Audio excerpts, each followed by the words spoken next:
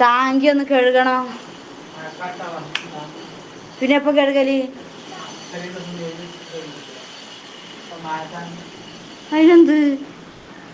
എനിക്ക് കയറാൻ കഴിയാത്തോണ്ടാണ്, കയറിയാൽ ഇറങ്ങാനും ബുദ്ധിമുട്ടായതുകൊണ്ടാണ് ഞാൻ തന്നെ കഴുകുങ്ങളായ. സ്ലിപ്പാവുന്നാ ഡെയിലി കയറണം എന്നോട്. അത് ഞാനിങ്ങനെ ഇതേപോലെ വിളിച്ചപ്പോൾ ഞാൻ പറഞ്ഞ് അപ്പോൾ ഡ്രസ്സ് കൊണ്ടുപോയിട്ട് ഇങ്ങനെ വന്നതാണെന്ന് പറയുമ്പോൾ പക്ഷെ നീ മേലെ കയറി അപ്പോൾ ഫൈസലിനോട് പറയണ. അപ്പോൾ ഞാൻ ഫൈസലിനോട് പറയണ പൈസ അത് താഴെ ഇട്ട് കൊടുക്കണം വിളിക്കാൻ മതി. അതെന്താ അങ്ങനെയാണ് ഫൈസലിൻ്റെ സ്വഭാവം എന്ന് പറഞ്ഞു. ഫൈസലിനെ കൊണ്ട് ഇടിപ്പിച്ചാൽ മതി ഇത് മേലെ ഉണക്കാനെന്ന്. അല്ല Faisal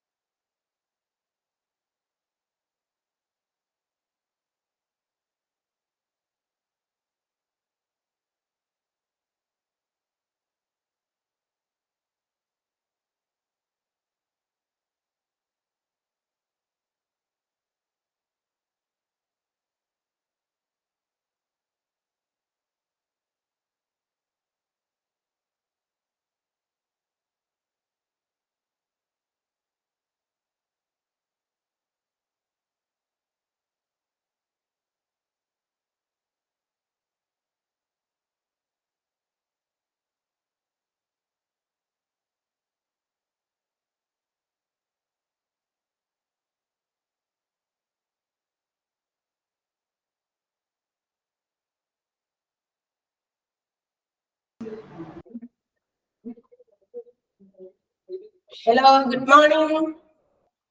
Good morning. Good morning, ma'am. Good morning, ma'am. Good morning, ma'am. Good morning, ma'am.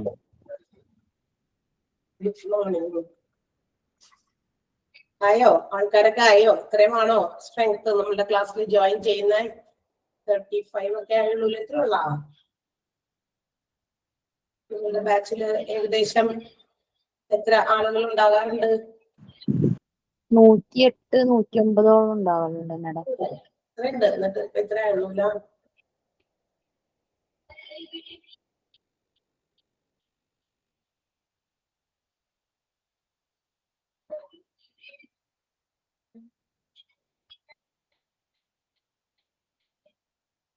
Okay, എല്ലാവരും മ്യൂട്ട് ആണല്ലോ അല്ലേ?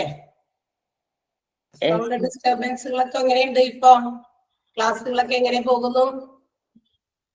നിങ്ങളുടെ ഫീഡ്ബാക്ക് അറിയുക കൂടിയാണ് ഞാൻ ഒരു വൺസ് ഇൻ എ വീക്ക് വരുന്നതിന്റെ ലക്ഷ്യം. നിങ്ങള് ക്ലാസ്സുകളൊക്കെ ഓക്കെ ആണോ? എല്ലാ ക്ലാസ്സസും നന്നായി നടക്കുന്നുണ്ടോ എന്നൊക്കെ അറിയുക കൂടിയുള്ള ലക്ഷ്യമുണ്ട്. നന്നായി പോകുന്നു. ഓക്കെ ആണ്. Very good. Thank U.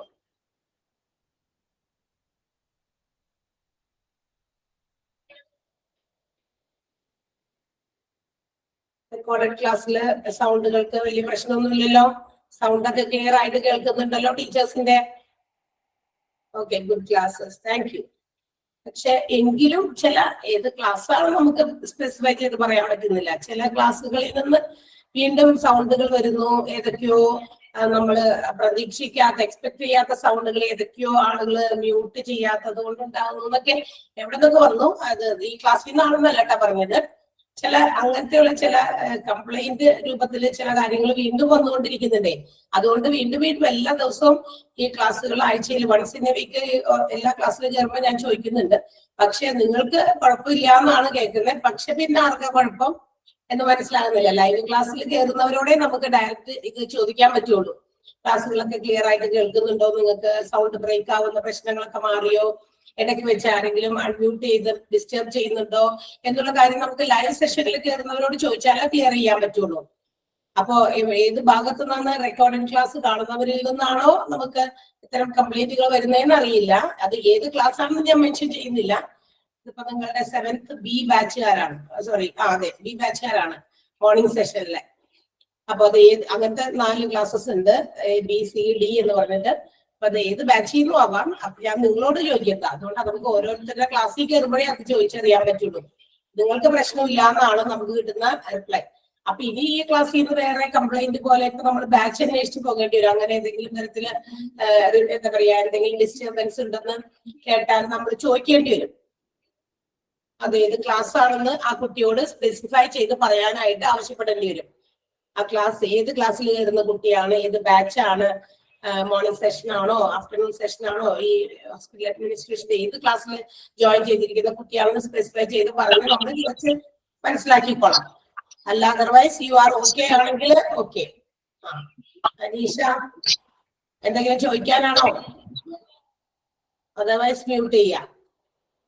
Okay, അത് പ്രശ്നമില്ല. ഈ ക്ലാസ്സിൽ നിന്നല്ലാന്ന് എനിക്ക് കൺക്ലൂഡ് ചെയ്യാലോ അല്ലെ? ഈ ക്ലാസ്സിൽ നിന്നല്ല അങ്ങനെ ഒരു കംപ്ലൈന്റ് പോയിരിക്കുന്നത് എന്ന് ഞാൻ കൺക്ലൂഡ് ചെയ്യാണ്. 7th B ബാച്ചുകാർ. അപ്പൊ ഇവിടെ നിന്നല്ല. ഓക്കെ, അപ്പൊ നമുക്ക് അങ്ങനെ എന്തെങ്കിലും ഉണ്ടെങ്കിൽ നിങ്ങൾ നമ്മളെ അറിയിക്കണം. എന്നാലും അതനുസരിച്ച് നമുക്ക് ടീച്ചേഴ്സിന് സജഷൻസ് കൊടുക്കാൻ പറ്റുള്ളൂ. നിങ്ങൾ എല്ലാ കുട്ടികളും മ്യൂട്ട് ചെയ്തിരിക്കുകയാണെന്ന് ആദ്യം തന്നെ എൻഷുർ ചെയ്യുക, ഉറപ്പുവരുത്തുക. എന്നിട്ട് മാത്രം ക്ലാസ് കണ്ടിന്യൂ ചെയ്യുക, അല്ലെങ്കിൽ ക്ലാസ് ആരംഭിക്കുക. അല്ലെങ്കിൽ ഭയങ്കര ബുദ്ധിമുട്ടാണ്. റെക്കോർഡഡ് ക്ലാസ് കാണുന്നവരും ഉണ്ടേ, അവർക്ക് കുറച്ച് കൂടുതൽ ബുദ്ധിമുട്ട്, എന്തോ പ്രശ്നം എന്നൊക്കെ ആദ്യം പറഞ്ഞിരുന്നു. ഓക്കെ,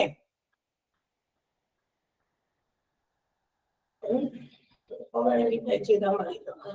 ഫീസിനെ സംബന്ധിച്ച കാര്യമാണോ ചോദിച്ചേ? നിങ്ങൾക്ക് പേയ്മെന്റിന്റെ റൂളൊക്കെ ഉണ്ടല്ലോ, അതനുസരിച്ചാണ് പേ ചെയ്യേണ്ടത്. അത് എനിക്ക് കൃത്യമായിട്ട് അറിയില്ല, വേണമെങ്കിൽ ചോദിച്ചിട്ട് പറയാം. നിങ്ങൾക്ക് പേ ചെയ്യാനായിട്ട് ഏത് രീതിയിലാണോ അന്ന് ഞങ്ങള്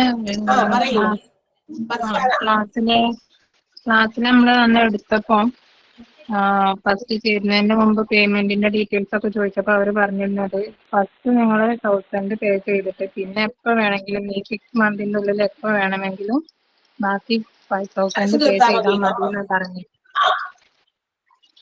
മതിയായിരിക്കും. അത് as they said, അല്ല അവർ മറ്റിപ്പോ പറഞ്ഞതുപോലെ നിങ്ങൾ അവിടെ ചെയ്യുക. കോൺസെപ്ഷനെ വിളിച്ചിരുന്നു. അവര് ക്ലാസ് ആവും, അപ്പൊ നിങ്ങൾ പെട്ടെന്ന് ഫസ്റ്റ് ഇവന്റ് അടച്ചു എന്നൊക്കെ പറഞ്ഞപ്പോ സെക്ഷന് വിളിച്ച് രേഷ്മ എന്ന് പറഞ്ഞിട്ടൊരു മാം.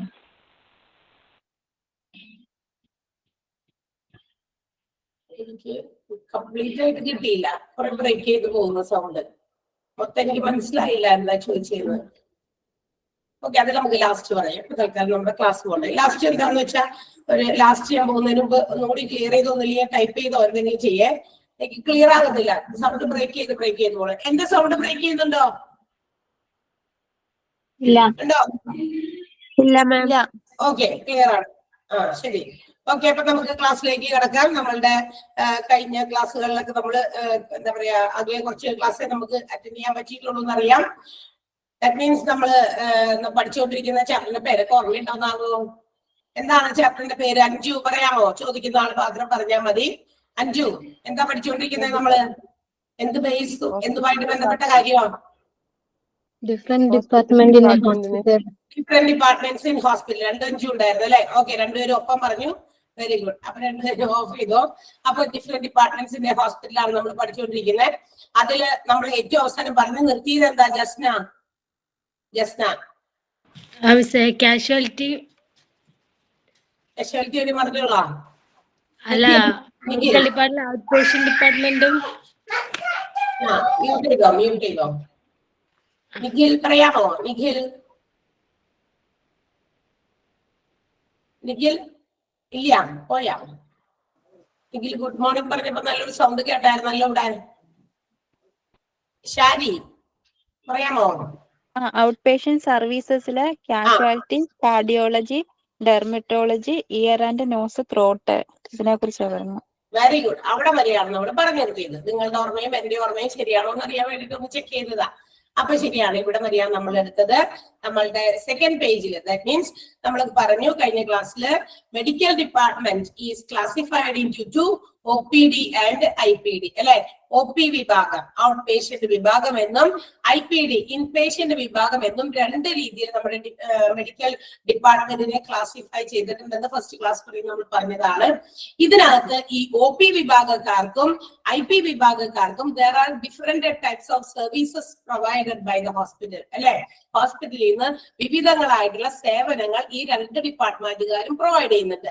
അതില് ഇൻപേഷ്യന്റ് ആയിട്ടുള്ള പേഷ്യൻസിന്, അതായത് അവിടെ അഡ്മിറ്റ് ചെയ്ത് ചികിത്സിക്കുന്ന ആ പേഷ്യൻസിന് വേണ്ടി ഹോസ്പിറ്റലുകാര് പ്രധാനമായിട്ടും പ്രൊവൈഡ് ചെയ്യുന്ന സേവനങ്ങൾ ഉൾപ്പെടുന്നതാണ് പേഷ്യന്റിന്റെ വാർഡ്, പേഷ്യന്റിന് ആവശ്യമുണ്ടെങ്കിൽ rooms, intensive care unit, operation theatres, labour റൂമുകള്, പിന്നെന്താ മെറ്റേണിറ്റി വാർഡ്സ്.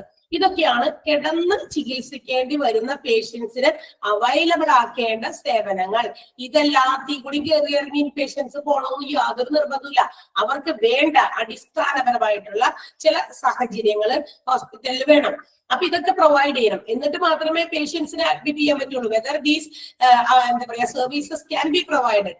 ഇത്തരം സേവനങ്ങൾ പേഷ്യൻസിന് നൽകാൻ സാധ്യതകൾ ഉണ്ടോ, അതൊക്കെ നോക്കിയിട്ടാണ് പേഷ്യൻസിനെ അഡ്മിറ്റ് ചെയ്യേണ്ടത്. അല്ലെങ്കിൽ അങ്ങനെയും പറയാം, മറ്റൊരു രീതിയിൽ പറഞ്ഞാൽ ഇൻപേഷ്യൻസിന് ഇത്തരം സേവനങ്ങളൊക്കെ, സർവീസസ് ഒക്കെ ഒരു ഹോസ്പിറ്റലിൽ നിന്നും അവൈലബിൾ ആകും എന്നാണ്.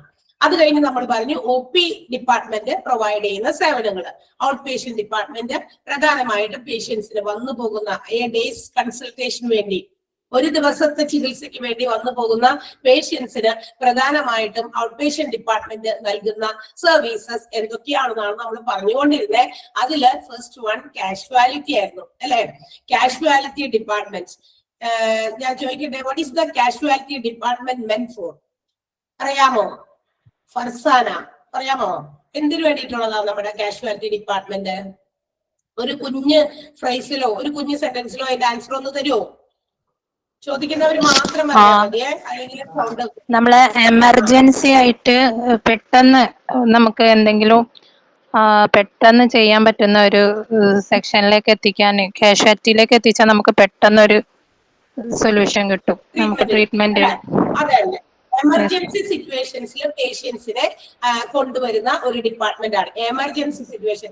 ഇവിടെ മിക്കവാറും ഇവിടേക്ക് കൊണ്ടുവരുന്ന പേഷ്യൻസ് നടത്തിയ ഓഡിയോ ഒന്നും വന്ന പേഷ്യൻസ് അല്ല, ആംബുലൻസിലായിരിക്കും ഇവിടെ മിക്കവാറും പേഷ്യൻസിനെ കൊണ്ടുവരാം.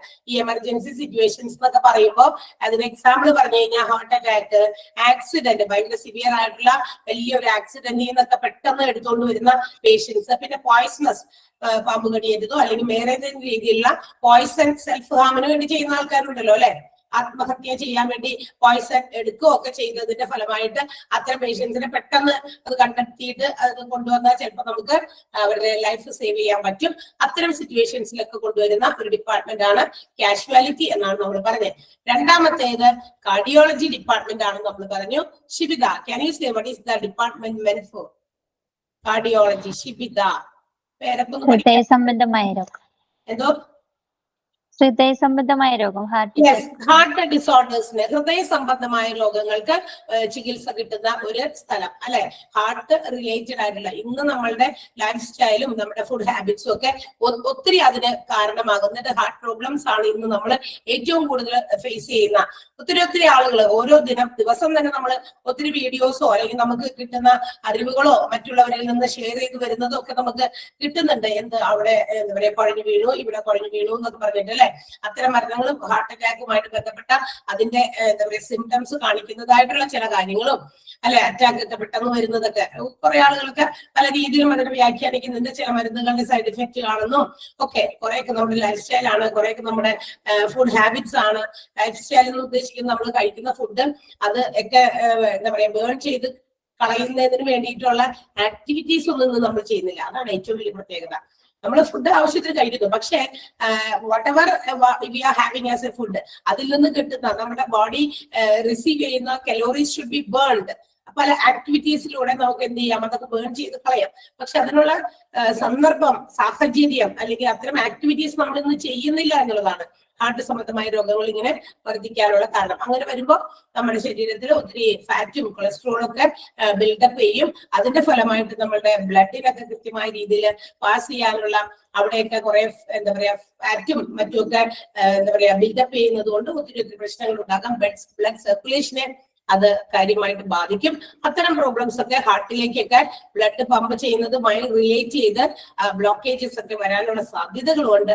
അപ്പോ ഇൻ ഓർഡർ ടു ഈ പറയുന്ന കാര്യങ്ങളൊക്കെ ഓവർകം ചെയ്യാൻ അല്ലെങ്കിൽ ഇത്തരം ഹാർട്ട് പ്രോബ്ലംസിനൊക്കെ നമുക്ക് ഡീൽ ചെയ്യുന്ന ഒരു ഡിപ്പാർട്ട്മെന്റ് ആണ് കാർഡിയോളജി എന്ന് പറയുന്നത്. Okay, and also we have discussed about the department dermatology. Naina, can you say what is dermatology department? Skin, hair, nails, പിന്നെ കോസ്മെറ്റിക്സ് പ്രോബ്ലം അങ്ങനെയൊക്കെയുള്ള ഒരു ഡിപ്പാർട്ട്മെന്റ്. ഓക്കെ, നമ്മുടെ skin problems, hair problems, nail problems and also advanced cosmetic problems അല്ലെ. നമ്മളുടെ cosmetic ഒക്കെ അധികമായിട്ട് use ചെയ്യുന്നത് കൊണ്ടുണ്ടാകുന്ന മുഖത്ത് പല പാടുകൾ വരിക, അല്ലെങ്കിൽ സ്കിന്നിന് ചില കോസ്മെറ്റിക്സ് കൊണ്ടുണ്ടാകുന്ന അലർജീസ്, സ്കിൻ പ്രോബ്ലംസ്, ചൊറിച്ചില്, മാന്തില്, സ്കിൻ ഡിസ്കളറേഷൻ, തൊലിയുടെ എന്താ പറയാ സ്കിന്നിന്റെ കളർ ചേഞ്ച് ചെയ്യുന്നത്, ഏതെങ്കിലുമൊക്കെ പ്രത്യേക ഹോർമോണുകളുടെ പ്രവർത്തനം കൊണ്ടോ അല്ലെങ്കിൽ ചില സാഹചര്യങ്ങളോ ചില എന്താ പറയാ അലർജീസോ ഒക്കെ ഇതിന് പല കാരണങ്ങളാകാം. അപ്പൊ ഇത്തരം പ്രോബ്ലംസ് ഒക്കെ നമുക്ക് ഡീൽ ചെയ്ത് ട്രീറ്റ് ചെയ്ത് കിട്ടുന്ന ഒരു ഡിപ്പാർട്ട്മെന്റ് ആണ് ഡെർമറ്റോളജി എന്ന് പറയുന്നത്. ഓക്കെ, ആര്യ, ഒരു ഡിപ്പാർട്ട്മെന്റുകൾ കൂടി നമ്മൾ പറഞ്ഞു, ENT എന്ന് പറയുന്നത്. What is the ENT department for? ഇതിനു വേണ്ടിയിട്ടുള്ളതാ? ആര്യ,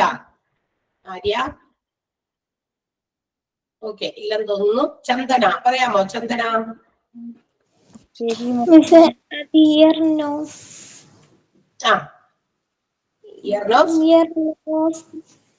ത്രോട്ട് അതിന്റെയൊക്കെ പ്രോബ്ലംസ് വരുമ്പോഴത്തേക്കും. Okay, ear nose throat related ആയിട്ടുള്ള മ്യൂട്ട് ചെയ്തോളൂ. ഇയർ നോസ് ത്രോട്ട് റിലേറ്റഡ് ആയിട്ടുള്ള പ്രോബ്ലംസിന് വേണ്ടിയിട്ടുള്ള ഡിപ്പാർട്ട്മെന്റ് ആണ് നമ്മുടെ ENT എന്ന് പറയുന്നത്. അപ്പൊ ഇത് നമ്മൾ പറഞ്ഞതാ അല്ലെ. അപ്പൊ ENTയിൽ നമ്മൾ ഇയർ അല്ലെങ്കിൽ നോസ്, ത്രോട്ട് ഇവ തമ്മിൽ ഇവയിൽ ഉണ്ടാകുന്ന പല പ്രശ്നങ്ങളും, അതായത് ചെവി വേദന, ചെവി ചൊറിച്ചില്, അല്ലെങ്കിൽ ഇയർ ബാലൻസിന്റെ കുഴപ്പം ഒത്തിരി പറയും നമ്മളിപ്പോ. ഇയർ നോസ് ത്രോട്ട് എന്ന് പറയുന്ന ടോപ്പിക് വരുന്നുണ്ട് ഇതിന്റെ കൂടെ തന്നെ. അന്നേരം നമുക്ക് വിശാലമായിട്ട് പറയാനുള്ളത്, അതുകൊണ്ട് നമുക്ക് ഇവിടെ ചുരുക്കാം. ഇയർ, നോസ്, ത്രോട്ട് റിലേറ്റഡ് ആയിട്ടുള്ള എല്ലാ അതുമായിട്ട് ബന്ധപ്പെട്ട് കിടക്കുന്ന എല്ലാ ഓർഗൻസും അവിടേക്ക് എന്തെങ്കിലുമൊക്കെ പ്രശ്നങ്ങൾ, ഡിസീസസ്, രോഗങ്ങളൊക്കെ ബാധിക്കുമ്പോൾ അതിനെ ട്രീറ്റ് ചെയ്യുന്ന ഒരു ഡിപ്പാർട്ട്മെന്റ് ആണ് ENT എന്ന് പറയുന്നത്. ആൻഡ് അടുത്ത ഡിപ്പാർട്ട്മെന്റ് നോക്കാം നിങ്ങൾക്ക്.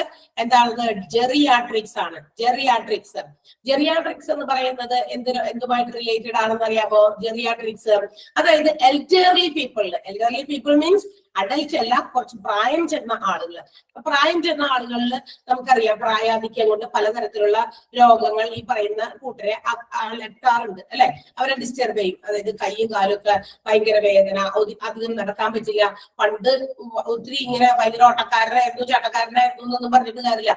ആഫ്റ്റർ എ പെർട്ടിക്കുലർ ഏജ്, നമ്മളുടെ ഒരു പെർട്ടിക്കുലർ ഏജ് ചെയ്യുമ്പോൾ നമ്മളുടെ ഈ പറയുന്ന ബോഡിയിലെ പല ഓർഗൻസിനും ബലക്കുറവ് വരും, വേദനകൾ വരും അല്ലെ, തേയ്മാനം വരും. കാരണം ഇത്രയും ആളുകളായി ഇത് ഓടാൻ തുടങ്ങിയിട്ട്. ഒരു മെഷീൻ പോലെ നമ്മളുടെ ശരീരത്തിനകത്തെ പല ഓർഗൻസും വർക്ക് ചെയ്തുകൊണ്ടിരിക്കുകയാണ്. മെഷീൻസ് വർക്ക് ചെയ്യുന്നുണ്ടെങ്കിൽ ആഫ്റ്റർ എ പർട്ടിക്കുലർ സ്റ്റേജ് അതിന് റിപ്പയർമെന്റ് ആവശ്യം വരും. ഓക്കെ, അപ്പൊ എന്തായാലും ഒരു പരിധി കഴിഞ്ഞ് കഴിയുമ്പോൾ അതിന് പല തേയ്മാനം ഒക്കെ വരും, പല പാർട്സിന് തേയ്മാനം വരും. അപ്പൊ അത് പണ്ടത്തെ പോലെ അങ്ങോട്ട് വർക്ക് ചെയ്യില്ല. പുതിയതായിട്ട് വാങ്ങിച്ചപ്പോ എങ്ങനെ വർക്ക് ചെയ്തിരുന്നോ അതുപോലെ വർക്ക് ചെയ്യില്ലല്ലോ ചില മെഷീൻസ് അല്ലെ. ചില മെഷീൻസ് അല്ല, എല്ലാ മെഷീൻസും.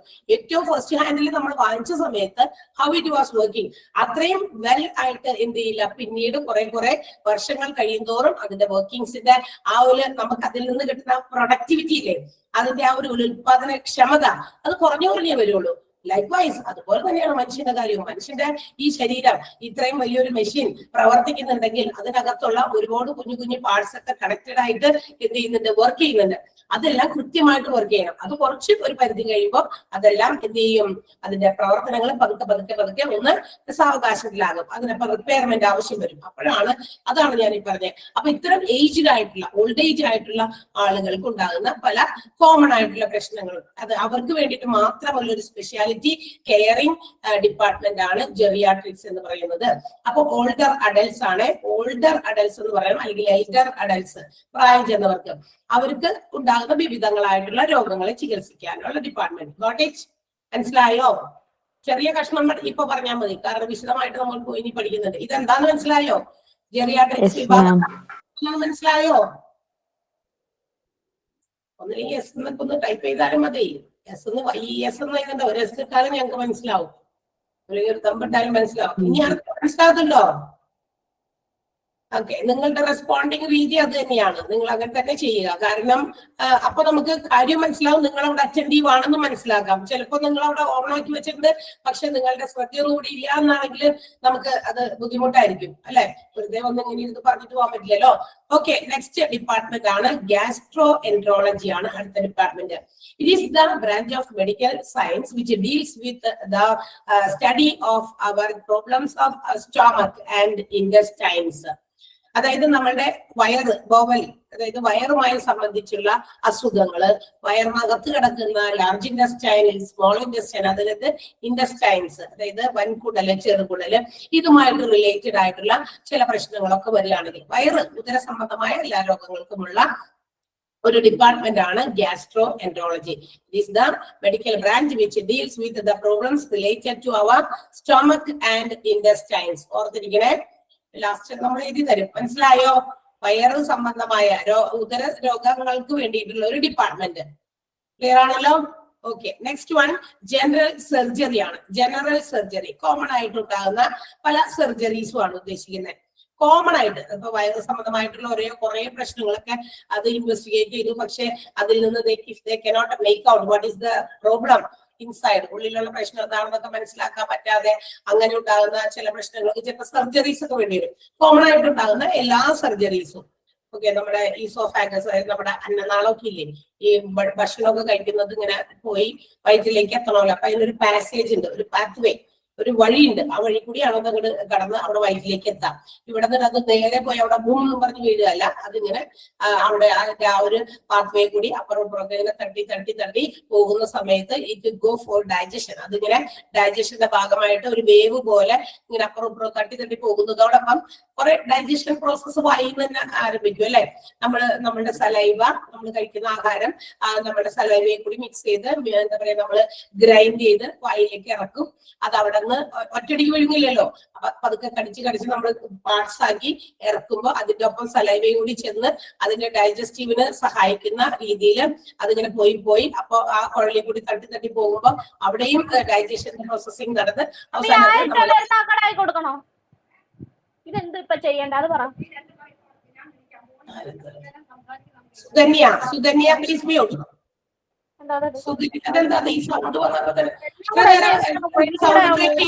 ആരും ഒന്നിരിക്കും പറഞ്ഞിരിക്കും. ഞാന് ഇനി വാടക പൈസ തന്നില്ലെന്ന് പറഞ്ഞാൽ ഇനി ഇവിടെ നടിച്ചിറക്കി വിടാനും. ഇനി ഇതായിരിക്കും കേട്ടോ അനുഭവം. ആരെങ്കിലും ഇത്രയും കാര്യങ്ങളൊക്കെ പറഞ്ഞു കൊടുത്തിട്ടും പെട്ടെന്ന് അതിൽ നിന്ന് വന്നിട്ട് കണ്ടില്ലേ നമ്മുടെ ക്ലാസ്സിനെ ബ്രേക്ക് ചെയ്യാണത്. ഇതായിരിക്കും ഇനിയുള്ള എക്സ്പീരിയൻസ്. ക്ലാസ്സിൽ നിന്ന് റിമൂവ് ചെയ്ത് കളയും. That's all. വേറെ നമുക്കൊന്നും ചെയ്യാൻ നിവർത്തിയില്ല. ഇത്രയും നമ്മൾ അത്രയും കാര്യമായിട്ട് പറയുന്നില്ലേ. പിന്നെ അവിടുന്ന് അൺമ്യൂട്ട് ചെയ്തിട്ട് ആ സൗണ്ട് വരുന്ന കറക്റ്റ് സമയത്ത് നമ്മളെ കേൾപ്പിക്കാനാണോ അറിയില്ല. ഇത് അത്ര അങ്ങോട്ട് നമുക്ക് സുഖിക്കുന്ന കാര്യമല്ല കേട്ടോ. പ്ലീസ് നിങ്ങൾ കോപ്പറേറ്റ് ചെയ്തില്ലെങ്കിൽ യാതൊരു രക്ഷയില്ല ഇതിനകത്ത്. ഓക്കെ, അപ്പൊ ഗാസ്ട്രോഎൻട്രോളജി അതിന് വേണ്ടിയിട്ടുള്ളതാണ്. സ്റ്റൊമക്ക് റിലേറ്റഡ് ആയിട്ടുള്ള പ്രോബ്ലംസിന് വേണ്ടിയിട്ടുള്ള ഡിപ്പാർട്ട്മെന്റ് ആണ്. മനസ്സിലായോ? ക്ലിയർ ആയോ എല്ലാവർക്കും? ക്ലിയർ ആയി ma'am. Yes, okay. So now അടുത്തത് ജനറൽ സർജറി ആണ് പറഞ്ഞത്. അപ്പൊ ജനറൽ സർജറി കോമൺ ആയിട്ടുണ്ടാകുന്ന പല സർജറീസും ആണ് കേട്ടോ. കണ്ടോ നമ്മുടെ ക്ലാസ്സിൽ നിന്ന് ഡെവിയേറ്റ് ചെയ്ത് പോകുന്നത് ഈ കാര്യം നമ്മളിങ്ങനെ ആ ഒരു ഫ്ലോയിൽ പറഞ്ഞു വരുവേ. അപ്പൊ ഇങ്ങനെ പെട്ടെന്ന് ബ്രേക്ക് ചെയ്താൽ നമ്മളും എപ്പോഴും ഈ കാര്യം മാത്രം ഒരു ക്ലാസ്സിലല്ല ഈ നടത്തുകൊണ്ടിരിക്കണേ. പല ക്ലാസ്സിലും പല ടോപ്പിക്കുകളാണ് നമ്മൾ പഠിപ്പിച്ചുകൊണ്ടിരിക്കുന്നത്. സോ നമ്മളതിങ്ങനെ കോൺസെൻട്രേറ്റ് ചെയ്യിപ്പിച്ച് നിങ്ങളെ അതിലേക്ക് കൊണ്ടുവന്നു. നിങ്ങൾ എവിടെ പഠിച്ച് നിർത്തിയെന്നും അവിടേക്ക് നമ്മൾ കൊണ്ടുവന്ന് കുറെ ക്വസ്റ്റ്യൻസ് ചോദിച്ച് അവിടേക്ക് എത്തിച്ചിട്ടാണ് നമുക്ക് ക്ലാസ് തുടങ്ങാൻ പറ്റുക. അപ്പൊ നമ്മളും കൂടി കോപ്പറേറ്റ് ചെയ്തില്ലെങ്കിൽ അത് ബുദ്ധിമുട്ടായിരിക്കും. ഗിവ് ആൻഡ് ടേക്ക്, കൊടുക്കുക നമ്മൾക്ക് എടുക്കുക, അങ്ങോട്ടും ഇങ്ങോട്ടും വേണം എന്നാണ് ഉദ്ദേശിച്ചത്.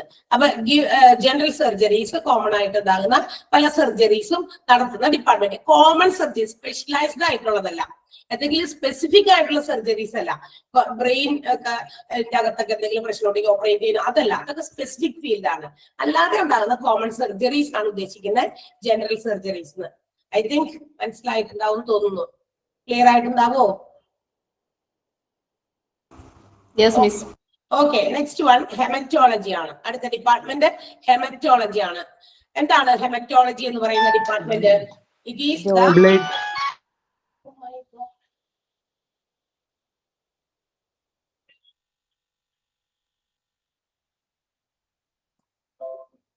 ഹെമറ്റോളജി ഡിപ്പാർട്ട്മെന്റ് ആണ് അടുത്തത്. എന്താണ് haematology department? It is the department which deals with the cause to treat the cause, diagnosis, treatment, prevention, everything which is related to the blood. അല്ലെ, നമ്മുടെ ബ്ലഡ് റിലേറ്റഡ് ആയിട്ടുള്ള എല്ലാ പ്രോബ്ലംസും കണ്ടെത്തുക, ഡയഗ്നോസിസ് ചെയ്യുക, അതാണ് കണ്ടെത്തുക എന്ന് പറഞ്ഞാൽ. പിന്നെ അതിന് ട്രീറ്റ് കൊടുക്കുക, അങ്ങനത്തെയുള്ള ചില അസുഖങ്ങൾ ഇനി പ്രിവെന്റ് ചെയ്യുക, അങ്ങനെയുള്ള കാര്യങ്ങൾ. പിന്നെ പഠിക്കണം, ചില പുതിയ കാര്യങ്ങളാണ് ഓരോ ദിവസം ഓരോ രോഗങ്ങളായിട്ട് വരുന്നത്. എല്ലാവർക്കും ഇങ്ങനെ പരമ്പരാഗതമായിട്ട് ഇന്ന രോഗം എന്നൊക്കെ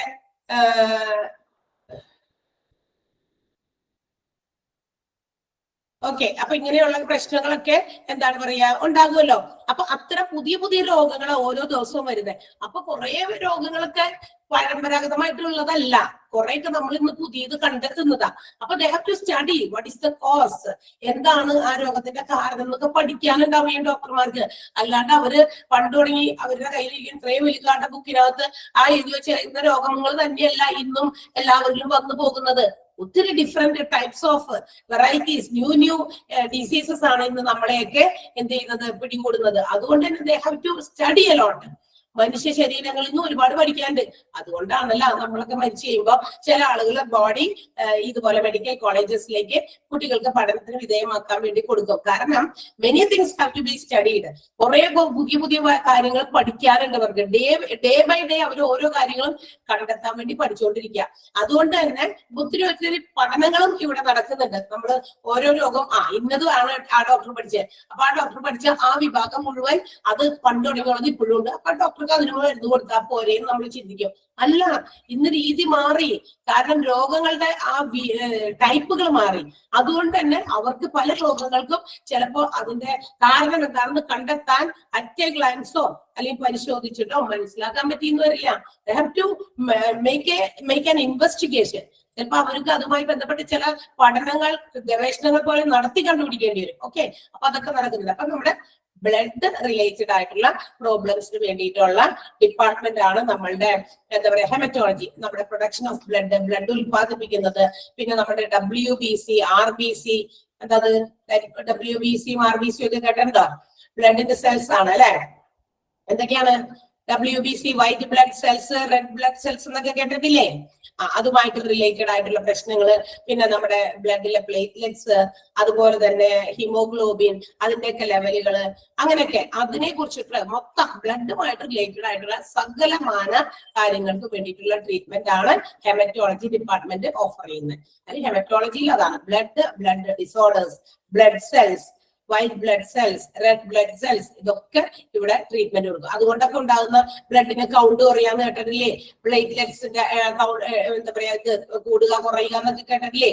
അതൊക്കെ ഇതിന്റെ ഭാഗമാണ്. അപ്പൊ ഇത്തരം കാര്യങ്ങൾക്കൊക്കെ നമുക്ക് ഇവിടെ ഒരു ട്രീറ്റ്മെന്റ് പ്രൊവൈഡ് ചെയ്യുന്ന ഡിപ്പാർട്ട്മെന്റ് ആണ് ഹെമറ്റോളജി എന്ന് പറയുന്നത്.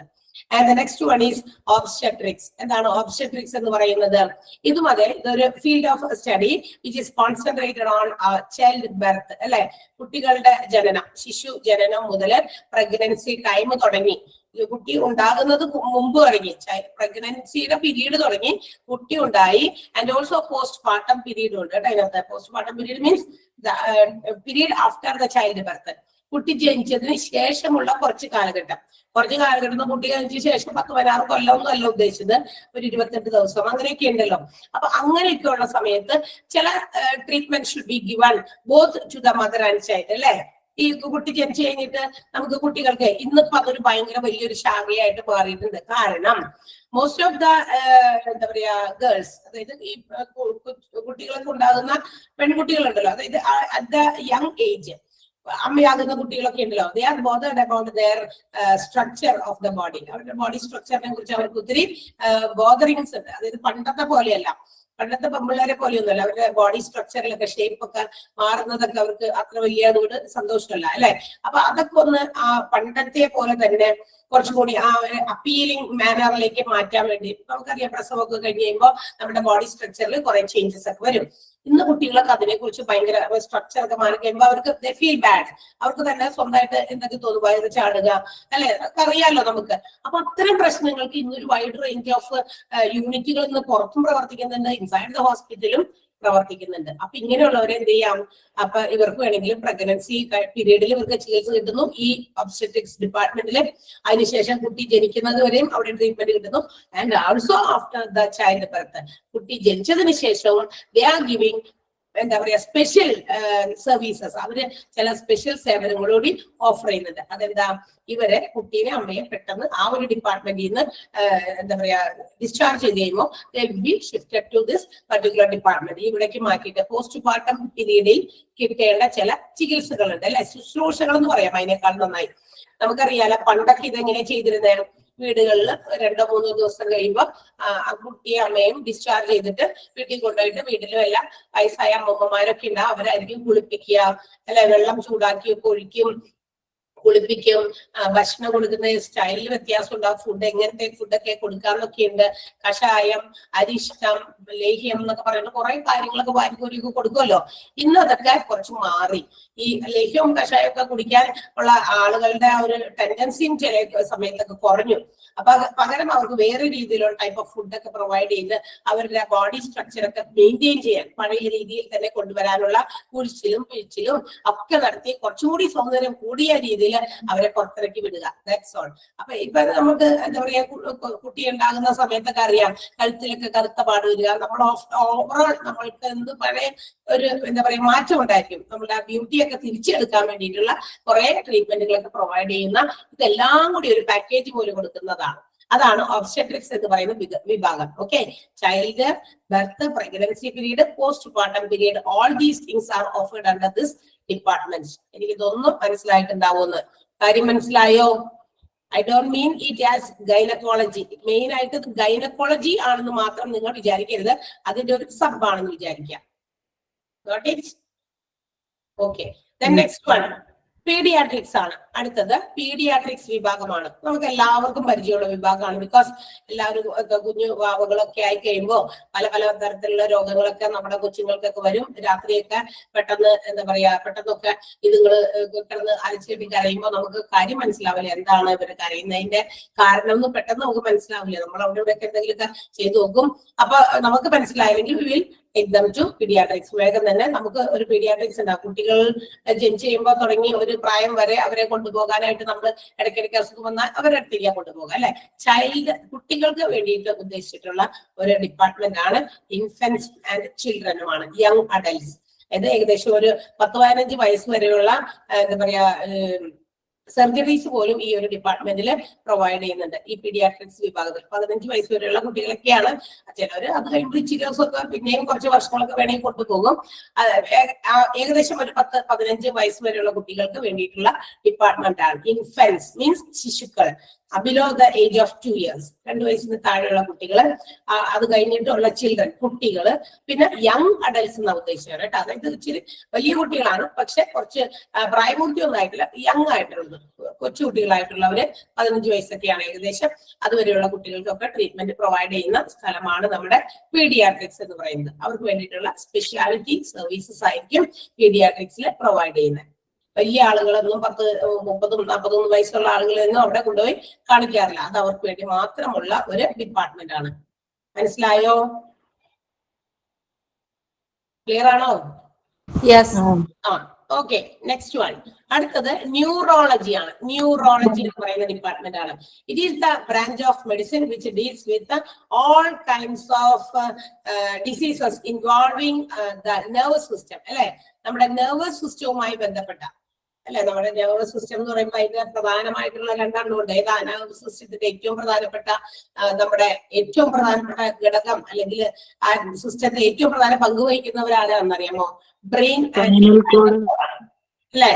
ബ്രെയിൻ ആൻഡ് സ്പൈനൽ കോഡാണ്. അപ്പൊ ഇതിന്റെ ഇവിടെയൊക്കെ ഉണ്ടാകുന്ന ഈ നെർവസ് സിസ്റ്റത്തെ കോമൺ ആയിട്ട് ബാധിക്കുന്ന എല്ലാ പ്രശ്നങ്ങൾക്കുമുള്ള ഡിപ്പാർട്ട്മെന്റ് ആണ് നമ്മുടെ ന്യൂറോളജി എന്ന് പറയുന്നത്. പെരിഫറൽ നെർവ്സ്, അതുപോലെ സ്പൈനൽ കോഡ്, ബ്രെയിൻ, ഒത്തിരി നെർവ്സ് ഇൻക്ലൂഡ് ചെയ്യുന്ന ഒരു ഡിപ്പാർട്ട്മെന്റ് ആണ്. അപ്പൊ നെർവ്സിന്റെ ട്രീറ്റ്മെന്റിന്, നെർവസ് സിസ്റ്റത്തിന്റെ ട്രീറ്റ്മെന്റിന് വേണ്ടിയിട്ടുള്ള ഡിപ്പാർട്ട്മെന്റ് ആണ് ന്യൂറോളജി എന്ന് മനസ്സിലാക്കുക.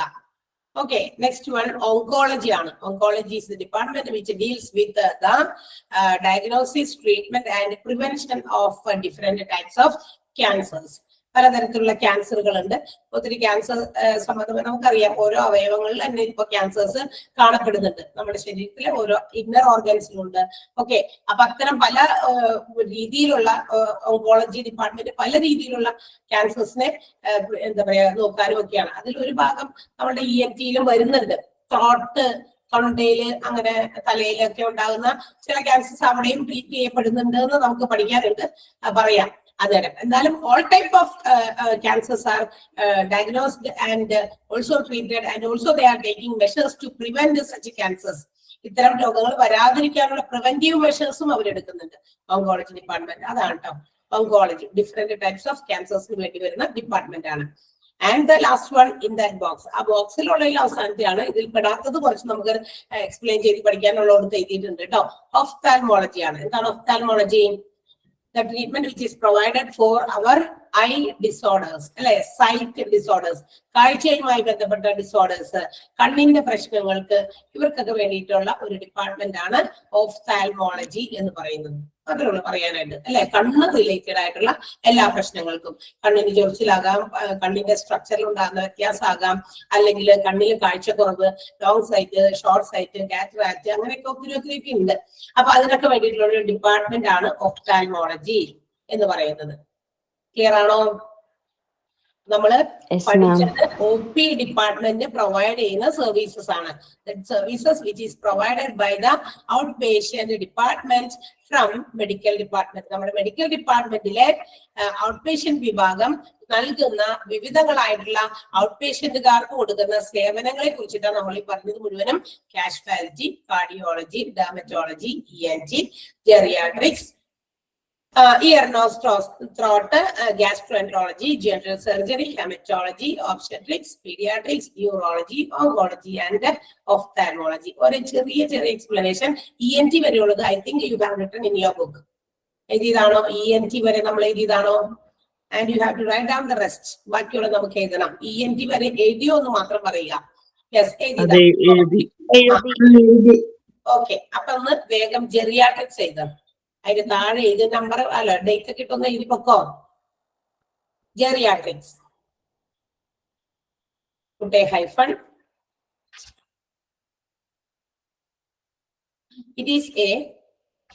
It is a medical specialty. It is a medical specialty exclusively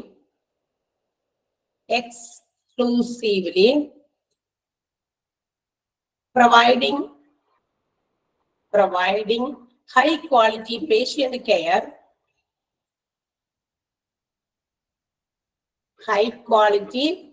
care, for older adults.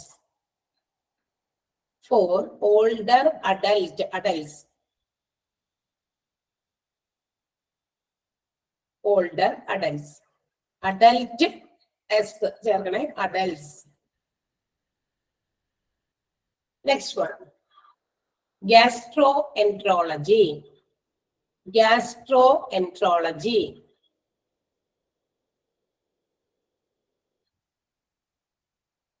Put a hyphen and write the branch of medical science.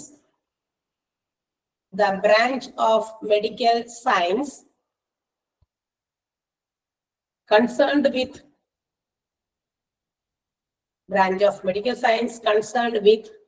diseases of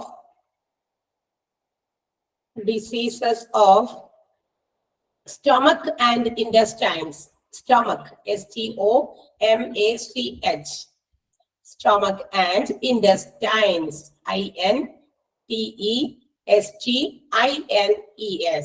Intestines. കുടലുകൾ, വൻകുടല്, ചെറുകുടലൊക്കെ കിടക്കണ്ടല്ലോ വയറിനകത്ത്. അതിനൊക്കെ എന്തെങ്കിലുമൊക്കെ പ്രശ്നങ്ങളൊക്കെ ഉണ്ടെങ്കിൽ പല അസ്വസ്ഥതകൾ നമുക്കുണ്ടാകും. എന്തോ ഒന്നുകൂടി ഇപ്പൊ പറഞ്ഞതിന്റെ സ്പെല്ലിംഗ് പറഞ്ഞുതരുമോ? ഇൻഡസ്റ്റൈൻ ആണോ? അതെ. INTESTINES. Intestines. IN sound mute ചെയ്യും. സൗണ്ട് മ്യൂട്ട് ചെയ്യാം. ആരും അൺമ്യൂട്ട് ചെയ്തിട്ടുണ്ട് പ്ലീസ്. ഷാനി ആണോ? ഷാനി മ്യൂട്ട് ചെയ്യണേ.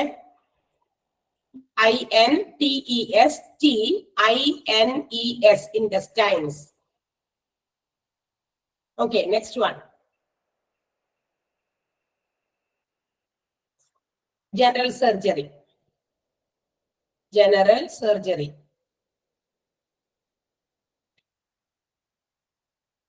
The medical department which provides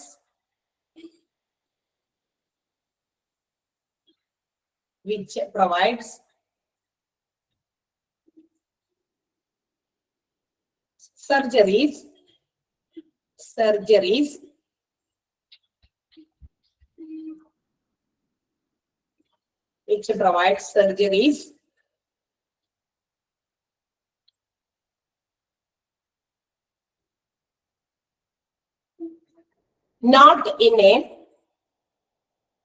not in a special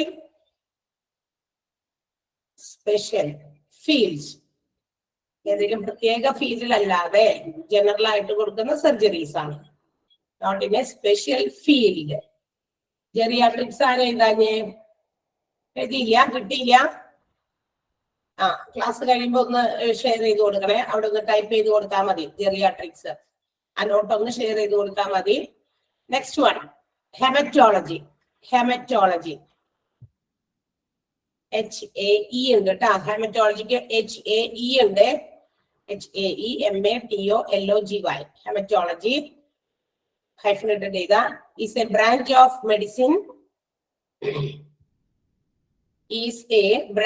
of medicine concerned with is a branch of medicine concerned with the treatment and prevention of branch of medicine കഴിഞ്ഞിട്ട് branch of medicine concerned with the treatment and prevention of diseases related to blood and its components, COMPONENTS, components such as blood and blood in the components such as blood cells, CELLS, blood cells, comma, hemoglobin,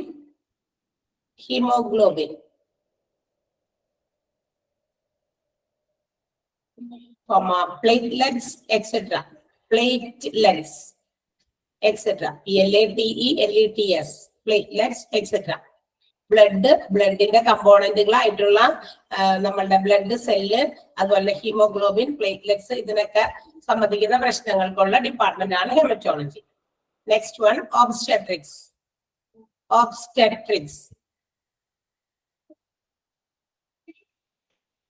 hyphenated ചെയ്ത involves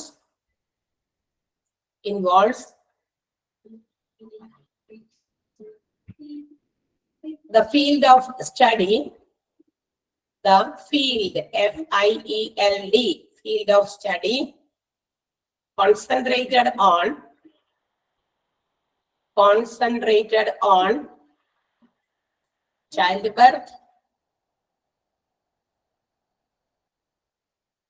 childbirth, comma, pregnancy, PREGNANCY, pregnancy and postpartum periods. Postpartum, PARTUM ആണ് postpartum period, PERIOD, എന്നുവെച്ചാൽ പ്രസവശേഷമുള്ള സമയം, കാലഘട്ടം, അതാണ് ഉദ്ദേശിക്കുന്നത് കേട്ടാ. പ്രസവശേഷമുള്ള ആ തൊട്ടടുത്ത കുറച്ച് ദിവസങ്ങളുണ്ട്. കുട്ടിക്കും പരിചരണം വളരെ അത്യാവശ്യമാണ്. കുട്ടികളുടെ കൈകാലുകള്, മൂക്ക്, കണ്ണ്, അതിന്റെയൊക്കെ പൊസിഷൻസ്, അതിന്റെയൊക്കെ സ്ട്രക്ചറിലൊക്കെ എന്തെങ്കിലുമൊക്കെ മാറ്റങ്ങൾ കുറച്ച് ദിവസങ്ങൾ കൊണ്ട് വേണമെങ്കിൽ നമുക്ക് കൊണ്ടുവരാം. ചില കുട്ടികൾക്ക് ജനിക്കുമ്പോഴൊക്കെ തലയൊക്കെ നീണ്ടുപോയി, അപ്പൊ അതൊക്കെ എന്താ പറയാ, അതിനൊക്കെ പ്രത്യേക രീതിയിൽ അതിനെ മോൾഡ് ചെയ്തൊക്കെ കൊണ്ടുവരാൻ കുറച്ച് ദിവസങ്ങൾ, ആ തൊട്ടടുത്ത കുറച്ച് ദിവസങ്ങൾക്ക് ഉണ്ടെങ്കിലേ പറ്റുള്ളൂ, അത് കഴിഞ്ഞാൽ പറ്റില്ല. അപ്പൊ അങ്ങനെയൊക്കെ ചെയ്യാനൊക്കെ അതൊക്കെ ഇവിടെ എടുക്കും. postpartum period. Next one, pediatrics. അതിലുണ്ട് PAE ഉണ്ട് കേട്ടാ, pediatrics.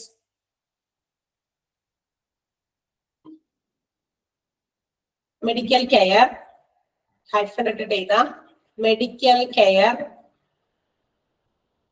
for infants, INFANTS, infants, comma, children, comma, young adults, young, YOUNG, young adults.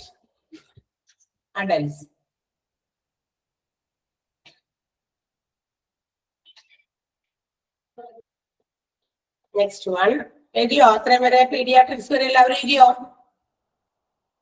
Pediatrics. Okay, next one, neurology. Okay, neurology. Hyphenated data. It is the branch of medicine.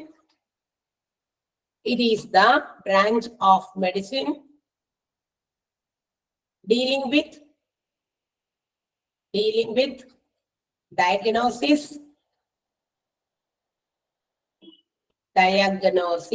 and treatment of all categories of diseases,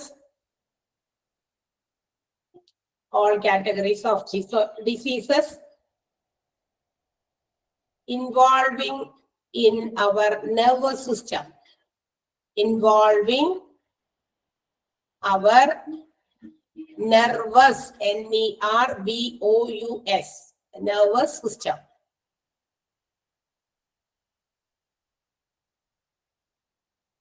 Nervous system ബ്രാക്കറ്റിൽ ഇങ്ങനെ എഴുതിക്കോ, brain. ആ nervous സിസ്റ്റത്തിൽ വന്നിരിക്കുന്നത് അത് comprise ചെയ്യുന്നത് എന്തൊക്കെ ചേർന്നതാണ് നെർവസ് സിസ്റ്റം എന്നാണ്. Brain, spinal cord and peripheral nerves. Brain, spinal cord and peripheral, PERI, PH ആണ്, F അല്ല, PHERAL, പെരിഫറൽ നെർവ്സ്.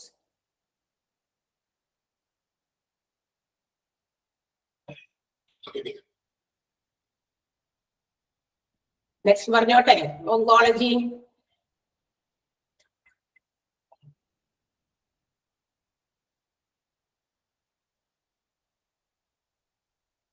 നെക്സ്റ്റ് പറഞ്ഞോട്ടെ, എഴുതിയോ? ന്യൂറോളജി പറഞ്ഞോ മിസ്സേ. ഓക്കെ, നെക്സ്റ്റ് വൺ ഓങ്കോളജി ആണ്. ഓങ്കോളജി എഴുതാം. Oncology is the branch of medicine. Oncology is the branch of medicine that deals with the study of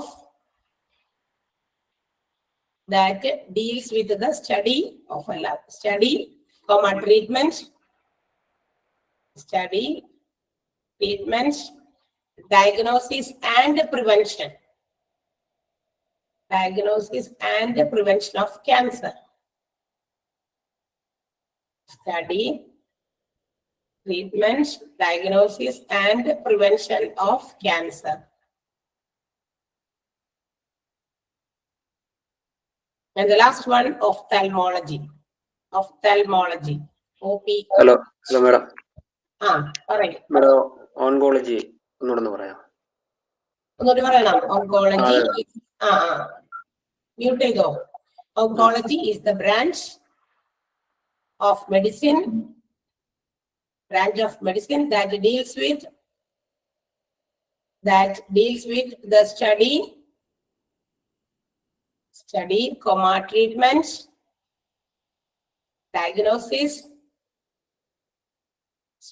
treatment, diagnosis and prevention of cancer.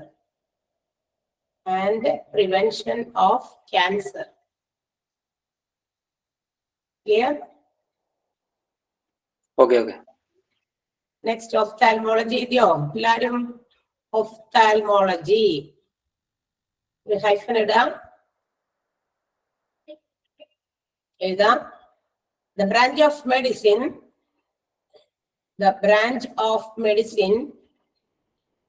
concerned with diagnosis and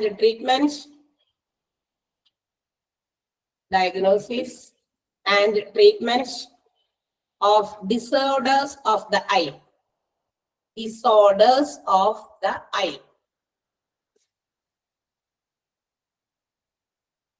miss ഒന്നും കൂടി പറയോ? പറയാം. The branch of medicine concerned with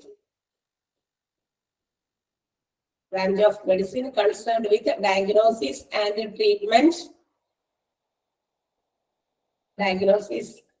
treatment of disorder, order not positive, disorder, DISORDER, orders of eye. കിട്ടിയോ? എഴുതിയില്ലേ? ഇതൊക്കെ നിങ്ങൾക്ക് single സെന്റൻസിൽ മനസ്സിലാക്കാൻ വേണ്ടിയിട്ടാണ്, ഒറ്റ ഷോർട്ടായിട്ട് മനസ്സിലാക്കാൻ വേണ്ടിയിട്ട് നമ്മൾ എഴുതി വെച്ചേക്കുന്നതാ. അപ്പൊ നമ്മൾ ഓരോ ഡിപ്പാർട്ട്മെന്റിനെ നമുക്ക് ഐഡന്റിഫൈ ചെയ്യാനായിട്ട് ഈ ഒരു ചെറിയ ഭാഗം അറിഞ്ഞാൽ മതി. ഓക്കെ, ഓരോ കുഞ്ഞു ഫ്രേസോ കുഞ്ഞു സെന്റൻസോ ആയിട്ട് നമ്മൾ എഴുതി വെച്ചിട്ടുണ്ട്. ദാറ്റ് മീൻസ് അത് കേൾക്കുമ്പോൾ തന്നെ ഹെമറ്റോളജി കേൾക്കുമ്പോൾ തന്നെ നമുക്ക് മനസ്സിലാകണം ബ്ലഡ് റിലേറ്റഡ് ആയിട്ടുള്ള പ്രോബ്ലംസിലുള്ള ഡിപ്പാർട്ട്മെന്റ് ആണ്, അല്ലെ? അപ്പൊ എന്താ പറയാ, നമ്മളുടെ ഓങ്കോളജി കേൾക്കുമ്പോൾ തന്നെ മനസ്സിലാകണം. ഇതിനകത്ത് പെടാത്തത് കുറച്ചുണ്ടെന്ന് ഞാൻ പറഞ്ഞിട്ടുണ്ട് കേട്ടാ. അപ്പൊ അത് ഡിസോർഡേഴ്സ് ഓഫ് ഐ, EYE, കണ്ണ്. ഓക്കെ, അപ്പൊ ആ ഒരു പേര് കേൾക്കുമ്പോൾ തന്നെ നമുക്ക് അതിനെ കുറിച്ച് ഒരു ചെറിയ എക്സ്പ്ലനേഷൻ കിട്ടാനായിട്ട് വേണ്ടിയിട്ടാണ് നിങ്ങൾക്ക് ഇതൊരു നോട്ടായിട്ട് തന്നത്. അതുകൊണ്ട് അതുകൂടി പഠിക്കണം. അപ്പൊ ക്വസ്റ്റ്യൻ ഒക്കെ വരുമ്പോ അങ്ങനത്തെ ഒക്കെ ഉണ്ട്, അതുകൊണ്ടാണ് അങ്ങനെ ഒരു ചെറിയ ചെറിയ നോട്ട്സ് ആയിട്ട് നമുക്ക് തന്നേക്കണേ. Dash department is related to the treatment, diagnosis and prevention of different types of cancers എന്ന് ചോദിക്കുമ്പോൾ നമ്മൾ വേഗം തന്നെ ഓപ്ഷനിൽ നിന്ന് തന്നെ ഓങ്കോളജി എന്ന് എഴുതണം. ഓങ്കോളജിനെ ടിക്ക് ചെയ്യണം, സബ്മിറ്റ് ചെയ്യണം. ക്ലിയർ ആണോ? അടുത്തൊരു ഡിപ്പാർട്ട്മെന്റ് വേഗം അങ്ങോട്ട് പറയാം, സമയമുണ്ട്. അതുകൊണ്ട് ഞാൻ ഈ സമയം തികഞ്ഞില്ലെങ്കിലോ എന്ന് വിചാരിച്ചിട്ടാണ് ആ ഒരു നോട്ട് പെട്ടെന്ന് എഴുതി തരാമെന്ന് വിചാരിച്ചാൽ നമ്മള് വേറെ ടീച്ചേഴ്സിന്റെ സമയത്തെ നമ്മൾ കൺസ്യൂം ചെയ്യേണ്ടി വരും. അതിന്റെ ആവശ്യമില്ല. ദാറ്റ് മീൻസ് നമുക്ക് അടുത്ത ടോപ്പിക്കിലേക്ക് പോകാം. നമ്മൾ പറഞ്ഞു ഈ മെഡിക്കൽ ഡിപ്പാർട്ട്മെന്റുകളെ OPD IPD ആയിട്ട് തരംതിരിച്ചിട്ടുണ്ടെന്ന് പറഞ്ഞു. അതിനകത്ത് നമ്മളത് തരംതിരിച്ച് അവര് ആ OP-കാരും അതുപോലെ തന്നെ IP പേഷ്യൻസിനും പ്രൊവൈഡ് ചെയ്യുന്ന സർവീസസിനെ നമ്മൾ ഡിഫറൻഷിയേറ്റ് എഴുതി പഠിച്ചു. ഇൻ പേഷ്യൻസിന് കിട്ടേണ്ട സേവനങ്ങൾ ഇന്നതൊക്കെയാണെന്നും ഔട്ട് പേഷ്യൻസിന് ഒരു ഹോസ്പിറ്റലിൽ കിട്ടുന്ന സേവനങ്ങൾ ഇന്ന കാര്യങ്ങളൊക്കെയാണ്, ഇന്ന ഡിപ്പാർട്ട്മെന്റുകളൊക്കെ ഒരു ഹോസ്പിറ്റലിൽ ഫംഗ്ഷൻ ചെയ്യുന്നുണ്ടെന്ന് നമ്മൾ സെപ്പറേറ്റ് ചെയ്ത് കണ്ടു. ഇനി നമ്മൾ ഇതിന്റെ അന്നേരം നമ്മളൊന്നും അത്രയും വലിയ ഡീറ്റെയിൽഡ് കാര്യങ്ങളിലേക്ക് പോയിട്ടില്ല. അല്ലെങ്കിൽ ഞാൻ ഇവിടെ കിടന്ന് ഡീറ്റെയിൽ ആയിട്ട് കുറെ കാര്യങ്ങൾ പറഞ്ഞു എന്നേ ഉള്ളൂ. ബട്ട് ആസ് നോട്ട് വൈസ് നിങ്ങൾക്ക് തന്നിരിക്കുന്ന നോട്ട് രൂപത്തിൽ അത് താഴെ ഇവിടെ കൊടുത്തിട്ടുണ്ട്. നിങ്ങൾ പേടിക്കേണ്ട, ഞാൻ അവിടെ കുറെ ഇങ്ങനെയൊക്കെ എന്തൊക്കെയോ പറഞ്ഞു.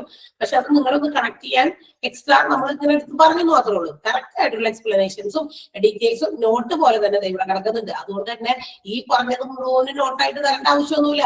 എന്തുമായി ബന്ധപ്പെട്ട ഡിപ്പാർട്ട്മെന്റ് ആണ് അതാണ് തരാൻ വേണ്ടി നിങ്ങൾക്ക് ആ നോട്ടിൽ തന്നെ. വട്ടവർ എന്തൊക്കെയോ ഞാൻ ഈ ഓരോ ഡിപ്പാർട്ട്മെന്റിനെ പരിചയപ്പെടുത്തിയപ്പോ എന്തെങ്കിലുമൊക്കെ കണക്ട് ചെയ്ത് ചില കാര്യങ്ങളൊക്കെ പറഞ്ഞിട്ടുണ്ടെങ്കിൽ അതൊക്കെ ഇവിടെ വരുന്നുണ്ടാവും. നോക്കാം നമുക്ക് എന്തൊക്കെയാണെന്ന്. സോ മെഡിക്കൽ ഡിപ്പാർട്ട്മെന്റിലാണ് നമ്മൾ വീണ്ടും വന്നിരിക്കുകയാണ്. മെഡിക്കൽ ഡിപ്പാർട്ട്മെന്റിൽ നമ്മൾ ഒരുപാട് ഔട്ട് പേഷ്യന്റ് ഡിപ്പാർട്ട്മെന്റുകളെ പരിചയപ്പെട്ടു. അപ്പൊ അതിന്റെ ഡീറ്റെയിൽഡ് എക്സ്പ്ലനേഷൻസ് ആർ ഇവിടെ താഴെ കൊടുത്തിട്ടുണ്ട്. നമുക്കത് ഓരോന്നോരോന്ന് നോക്കാം. So before that we have to study what is OPD. എന്താണ് ഈ OP ഡിപ്പാർട്ട്മെന്റ്? നമുക്ക് OP ഡിപ്പാർട്ട്മെന്റിനെ കുറിച്ച് എന്തൊക്കെ അറിഞ്ഞിരിക്കണം? പ്രധാനമായിട്ടും OP ഡിപ്പാർട്ട്മെന്റിനെ കുറിച്ച് നമുക്കറിയേണ്ട കാര്യങ്ങളാണ് ഒരു ചെറിയ പാരഗ്രാഫായിട്ട് അവിടെ കൊടുത്തേക്കണേ. ആർക്കും വായിച്ചു നോക്കിയാലും മനസ്സിലാവുന്ന കാര്യമാണ്. So let's see. In the department, in this OP department, the patients are coming only for a day's consultation and they are not going to take an admission in the hospital. ഹോസ്പിറ്റലിൽ ഇവിടെ വരുന്ന patients ഇവർ ഉദ്ദേശിച്ച് വന്നിരിക്കുന്നത് എന്താ? ഡോക്ടറെ കാണുക, ഒരു ഡേയുടെ കൺസൾട്ടേഷൻ എടുക്കുക, ആ ഡേയിൽ കൺസൾട്ട് ചെയ്തതിന് ശേഷം അവിടെ പോയി ഫാർമസി പോയിട്ട് മരുന്ന് വാങ്ങിക്കുക, ബില്ല് പേ ചെയ്യുക. ബിഫോർ ദാറ്റ് ഡേ എൻഡ്, ആ ദിവസം അവസാനിക്കുന്നതിന് മുമ്പ് ഹോസ്പിറ്റലിന്റെ ബൗണ്ടറി വിട്ട് വീട്ടിൽ പോകാം എന്നുള്ള ഉദ്ദേശത്തോടു കൂടി വരുന്നതാണ്. ആ ഡിപ്പാർട്ട്മെന്റിനെയാണ് നമ്മൾ OP ഡിപ്പാർട്ട്മെന്റ് എന്ന് വിളിക്കുക. ആൻഡ് എനി ഓഫ് ഇവിടെ വരുന്ന പേഷ്യൻസ് മേ ബി അഡ്മിറ്റഡ്. അത് ഹോസ്പിറ്റൽ ഡോക്ടർ കൺസൾട്ട് ചെയ്തതിന് ശേഷം ആണ് മനസ്സിലാക്കുക. നമ്മൾ ഓടി വന്നിട്ട് എവിടുന്ന ടിക്കറ്റ് എടുക്കാം?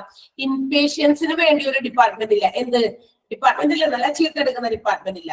നമ്മൾ ഔട്ട് പേഷ്യൻസിൽ വന്ന് OP-യിൽ വന്ന് ടിക്കറ്റ് എടുത്ത് ചീട്ടെടുത്ത് നമ്മൾ ഡോക്ടറെ കൺസൾട്ട് കഴിയുമ്പോഴാണ് ഡോക്ടർ നമ്മളുടെ രോഗമൊക്കെ നോക്കി പരിശോധിച്ച് രോഗത്തിന്റെ വിവരങ്ങളൊക്കെ ശേഖരിച്ച് എത്രത്തോളം സീരിയസ്നെസ് നമ്മുടെ രോഗത്തിനുണ്ട് എന്ന് മനസ്സിലാക്കിയിട്ടാണ് ഡോക്ടർ അഡ്മിറ്റ് ചെയ്യണോ വേണ്ടേ എന്ന് തീരുമാനിക്കുള്ളൂ. അതർവൈസ് നമ്മൾ ആരാണ്? OP ഡിപ്പാർട്ട്മെന്റിൽ വന്ന് OP ടിക്കറ്റ് എടുത്ത ഔട്ട് പേഷ്യന്റ് ആണ്. ഓക്കെ, അത് ഡോക്ടറുടെ തീരുമാനപ്രകാരമായിരിക്കും പിന്നെ അവിടെ അഡ്മിറ്റ് ചെയ്യണോ വേണ്ടേ എന്ന് തീരുമാനിക്കുക. അതേസമയം OP-യിൽ വന്ന് കൺസൾട്ടേഷൻ ഒക്കെ കഴിഞ്ഞ് പോകുന്ന പേഷ്യൻസ്, അവരെയാണ് നമ്മൾ OP പേഷ്യൻസ് എന്ന് വിളിക്കുക, ഔട്ട് പേഷ്യൻസ്. ഇന്ന് ഇത്ര OP പേഷ്യൻസ് ഉണ്ടായിരുന്നു, അവർ വൈകുന്നേരം ആകുമ്പോൾ ആ ഒരു കണക്കൊക്കെ എടുത്തു കഴിയുമ്പോൾ അന്ന് വന്ന് കൺസൾട്ടേഷൻ എടുത്ത് ഡോക്ടറെയൊക്കെ കണ്ടു, മരുന്നൊക്കെ വാങ്ങിച്ചു, ബില്ലൊക്കെ പേ ചെയ്ത് പുറത്തു പോയ ആൾക്കാർ ഇത്ര പേരുണ്ട്. വന്നവരിൽ ഇത്ര പേര് പുറത്തുപോയി. 100 പേര് വന്നു, 80 പേരും മരുന്നൊക്കെ മേടിച്ച് പുറത്തുപോയി. 20 പേരെ അഡ്മിറ്റ് ചെയ്യേണ്ടി വന്നു. അപ്പൊ അവരായിരായി. ഈ 100-ൽ 20 പേര് ഇൻ പേഷ്യൻസ് ആയി, 80 പേര് OP ഡിപ്പാർട്ട്മെന്റിൽ വന്നു പോയവരാ. അപ്പൊ OP department is meant for that. അതിന് വേണ്ടിയിട്ടുള്ളതാണ് ഏത്? OP department. Only for a days consultation. ഒരു ദിവസത്തെ, ചിലപ്പോൾ ഒരു ദിവസം ഫുള്ള് വേണമെന്നില്ല, ചിലപ്പോൾ അരമണിക്കൂറാകാം, 1 മണിക്കൂറാകാം, 2 or 3 hours ആകാം. ബിഫോർ 24 hours-ന് ഉള്ളിൽ, 24 hours-ന് ബിലോ അത്രയും സമയം മാത്രമാണ് നമ്മുടെ ഹോസ്പിറ്റലിൽ സ്പെൻഡ് ചെയ്യുന്നുള്ളൂ. ഏതിന്? OP ഡിപ്പാർട്ട്മെന്റിൽ. ആൻഡ് നമ്മൾ അഡ്മിഷൻ എടുക്കുന്നില്ല. മനസ്സിലായോ? അപ്പൊ അങ്ങനെയുള്ള ഒരു ഡിപ്പാർട്ട്മെന്റ് ആണ് OP ഡിപ്പാർട്ട്മെന്റ് എന്ന് പറയുന്നത്. ഇവിടെ the patient come to the hospital and they will ask some medical advice from the doctors. ഫിസിഷ്യനോടോ അവരായിട്ട് കൺസൾട്ട് ചെയ്യുന്ന ഡോക്ടർ ആരാണോ അവരുടെ ഉപദേശം നേടുന്നു. അവർക്ക് and also they take medication or medicine for a particular period of time. കുറച്ച് ദിവസത്തേക്ക്, ചിലപ്പോൾ 2 ദിവസത്തേക്കാകാം, 3 ദിവസത്തേക്കാകാം, as the doctor suggest. Doctor suggest ചെയ്യുന്നത് പോലെ ആ മരുന്നും എടുത്ത് വീട്ടിലേക്ക് പോകുന്നു. എല്ലാവരും വാരിക്കൂട്ടി ഒരുമിച്ച് കഴിക്കുകയാണോ ചെയ്യാം? അല്ല, അവിടെ പറഞ്ഞിട്ടുണ്ടാകും പ്രിസ്ക്രൈബ്ഡ് മാനറിൽ. അതിൽ നമുക്ക് മരുന്നൊക്കെ ഇങ്ങനെ കവറിലൊക്കെ ഇട്ട് 1 മുതൽ 3 വീതം 3 നേരം, 1 വീതം 2 നേരം, ഇപ്പൊ അങ്ങനെ പറയില്ല, ഇങ്ങനെ വണ്ണൊക്കെ ഇടും, ഡാഷ് ഇടില്ല. 1 ടൈമിന്റെ അർത്ഥം 3 ടൈംസ് നമ്മൾ ഡെയിലി കഴിക്കണം. 101 എന്നിട്ട് കഴിഞ്ഞാൽ കാലത്തും വൈകുന്നേരം വരെ ഉച്ച കഴിക്കണ്ട. അങ്ങനെയൊക്കെയാണ് ഇപ്പൊ. അങ്ങനത്തെയാണ് ഷോർട്ട് ആക്കിയല്ലോ. അപ്പൊ ഒരു സിമ്പിൾസ് പോലെയൊക്കെ കിട്ടും. ബിഫോർ ഫുഡ്, ആഫ്റ്റർ ഫുഡ്, അതൊക്കെ അവർ മെൻഷൻ ചെയ്യും. അപ്പൊ അതനുസരിച്ചിട്ടാണ് നമ്മൾ കൊണ്ടുപോയി മരുന്ന് കഴിക്കുക. അപ്പൊ ആ മെഡിക്കേഷന് വേണ്ടി കുറച്ച് സമയത്തേക്ക് നമ്മൾ ഡോക്ടറുടെ അടുത്ത് കാണുന്നു, വന്നു പോകുന്നു, മെഡിസിൻ വാങ്ങിക്കുന്നു, വീട്ടിൽ പോകുന്നു, അത്രയാണ്. And if the doctor suggest us to come for a follow up after 2 or 3 days, we have to do that. പിന്നെ പോയിട്ട് മരുന്നൊക്കെ കഴിച്ച് 2-3 ദിവസമൊക്കെ കഴിഞ്ഞ് വന്നാൽ മതി എന്ന് നമ്മളോട് ആവശ്യപ്പെടുകയാണെങ്കിൽ അതനുസരിച്ച് നമ്മൾ ചെന്ന് വിവരം പറയണം. അല്ല, മരുന്നൊക്കെ കഴിച്ച് കഴിയുമ്പോൾ if you are okay, if you are feeling fine, good, നിങ്ങൾക്ക് കുഴപ്പമൊന്നുമില്ല, രോഗമൊക്കെ മാറി ഭയങ്കര എനർജറ്റിക് ആയി എങ്കിൽ പിന്നെ പോകേണ്ട ആവശ്യമില്ല. പിന്നെ മാറിയില്ലെങ്കിൽ, കുറവുണ്ട്, വലിയ എന്താ പറയാ കാര്യമായി മാറിയിട്ടില്ലെങ്കിൽ you have to go for another checkup. അതിന് വേണ്ടിയിട്ട് രണ്ടാമത് ഡോക്ടർ പറഞ്ഞ ആവശ്യപ്പെട്ടിട്ടുള്ള രീതിയിൽ നമുക്ക് ചെയ്യാം. മരുന്ന് വാങ്ങിക്കാം, വീണ്ടും കാണിക്കുക. ചിലപ്പോൾ ചില മാറിയിട്ടില്ലെങ്കിൽ ഡോക്ടർ ചില ടെസ്റ്റുകൾ പറയാം. അല്ലെങ്കിൽ ചിലപ്പോൾ പറയും ഇനി എന്തായാലും ഒന്ന് കിടത്തി പരിശോധിച്ച് നോക്കട്ടെ, അല്ലെങ്കിൽ വേറെ ഏതെങ്കിലും ചെക്കപ്പ് ചെയ്യണം, അല്ലെങ്കിൽ ചിലപ്പോൾ ഇടയ്ക്കിടയ്ക്ക് നിങ്ങൾക്ക് ഇഞ്ചക്ഷൻ തരേണ്ടതുണ്ട്. അപ്പൊ അങ്ങനെയൊക്കെ ആണെങ്കിൽ ഈ വന്നിട്ട് കാലത്ത് ഇഞ്ചക്ഷൻ എടുത്ത് വീട്ടിൽ പോയി വീണ്ടും ഉച്ചയ്ക്ക് വന്ന് ഇഞ്ചക്ഷൻ, അങ്ങനെ പറ്റില്ലല്ലോ. അതുകൊണ്ട് 2 ദിവസം നമുക്ക് അഡ്മിറ്റ് ചെയ്ത് നോക്കാം എന്താണെന്ന്. ഞങ്ങൾക്കൊന്ന് പഠിക്കണം. കാരണം ഞാൻ നേരത്തെ പറഞ്ഞില്ലേ, എല്ലാം അറിയുന്ന കാര്യങ്ങളല്ല അവരുടെ ബുക്കുകളിൽ അവർ പഠിച്ചത്. They have to investigate. They have to make a study about the disease in front of him. അവരുടെ മുമ്പിലിരുന്ന പേഷ്യൻസിന്റെ രോഗങ്ങളെ കുറിച്ച് പഠിക്കേണ്ടി വരും. ഓരോ സമയവും അവർ പഠിച്ചുകൊണ്ടിരിക്കുകയാണ്. Their students ഈ വലിയ ഡോക്ടറേറ്റ് എടുത്ത് ഈ സ്റ്റെതസ്കോപ്പ് ഒക്കെ ഇട്ടിരിക്കുമ്പോൾ നമ്മൾ വിചാരിക്കും അവര് ഭയങ്കര പ്രൊഫഷണൽസ് ആണ്, അവരെല്ലാം പഠിച്ചു കഴിഞ്ഞാൽ അവർക്ക് എന്ത് അറിവാന്നൊക്കെ അല്ലേ? അല്ല, അവരെ സംബന്ധിച്ച് അവർ ഓരോ സമയവും പഠിച്ചുകൊണ്ടിരിക്കുക. കാരണം അവരുടെ മുമ്പിലിരിക്കുന്ന പേഷ്യൻസ് ഓരോ പുതിയ രോഗമായിട്ടാണ് വരുന്നത്. അപ്പൊ അവർക്ക് അങ്ങനെ ചാൻസ് ഉണ്ട്. ഓരോ ദിവസവും അവര് പുതിയ കാര്യങ്ങൾ പഠിക്കുന്നു, കണ്ടെത്തുന്നു, ഇൻവെസ്റ്റിഗേറ്റ് ചെയ്ത് സ്വന്തമായിട്ട് അതിന് മരുന്നുകളൊക്കെ ഉണ്ടാക്കേണ്ടി വരും അല്ലെ? അപ്പൊ അതിന് വേണ്ടിയിട്ടുള്ള കാര്യങ്ങളൊക്കെ ഇവിടെ നടക്കുന്നുണ്ട്. അപ്പൊ ഒത്തിരി ഇൻവെസ്റ്റിഗേഷൻ കാര്യങ്ങളും റിസർച്ചുകളും ഒക്കെ ഈ ഒരു ഫീൽഡിൽ നടക്കും. അപ്പൊ they have to do that. അപ്പൊ അവര് അത് പറയുന്നതനുസരിച്ച് നമ്മൾ ഫോളോ അപ്പിന് വേണ്ടി വരിക. പേഷ്യൻസിന്റെ treatment within the hospital only last for a day. ആ ബൗണ്ടറീസിൽ നമ്മൾ സ്പെൻഡ് ചെയ്യുന്നത് വെറും 1 ദിവസത്തിൽ താഴെയായിരിക്കും. അതിനുശേഷം നമ്മൾ അവിടെ നിന്ന് പോകുന്നു. അങ്ങനെയുള്ള പേഷ്യൻസ് ആണ് ഔട്ട് പേഷ്യൻസ് എന്ന് വിളിക്കാം. അവരിന് വേണ്ടിയുള്ള ഡിപ്പാർട്ട്മെന്റ് ആണ് OP ഡിപ്പാർട്ട്മെന്റ് എന്ന് മനസ്സിലാക്കുക. And this OP department works only for a specific time. അതുകൂടി അറിഞ്ഞിരിക്കണം. OP ഡിപ്പാർട്ട്മെന്റ് ഒരു ദിവസത്തിൽ ഇന്ന സമയം വരെ മാത്രമേ പ്രവർത്തിക്കുന്നുള്ളൂ. ചിലപ്പോൾ രാവിലെ 9:30 മുതൽ വൈകുന്നേരം 3 മണി വരെ ആകാം, 10 to 5 ആകാം. That is according to the procedures of the hospital.